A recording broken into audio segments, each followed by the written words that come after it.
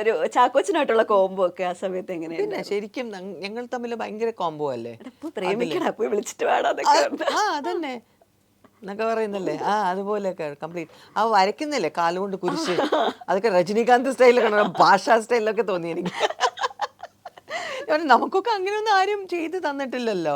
നമുക്ക് ഇങ്ങനെ വന്നിട്ട് എന്നൊക്കെ പറഞ്ഞിട്ട് ആ അരി കൊണ്ട് തീറ്റിപ്പിക്കും ഇല്ലേ, അങ്ങനെയൊക്കെ പറയുന്നല്ലേ. എന്റെ കാലുകൊണ്ട് കുരിശൊക്കെ വരച്ചിട്ട് ചെരിപ്പൊക്കെ ഊരി ശരിക്കും ആ ദുഃഖപുത്രി എന്ന് ഭയങ്കര, ഇപ്പൊ നമ്മള് ഞണ്ടുകളുടെ അത് കണ്ടപ്പോഴും വേറൊരു ടൈപ്പ് ഓഫ് ക്യാരക്ടറാണ്. ഇത് വന്നപ്പോ അതങ്ങ് എക്സ്പ്ലോർ ചെയ്ത് കുറെ നാളായിട്ട് ചെയ്യാൻ ആഗ്രഹിച്ചിരുന്ന ഒരു സാധനം ചെയ്തതുപോലെ. സത്യം എനിക്ക് ആ ഫസ്റ്റ് ഷോട്ട് തന്നെ അവർ ആധാർ കാർഡിന്റെ എടുത്തത്.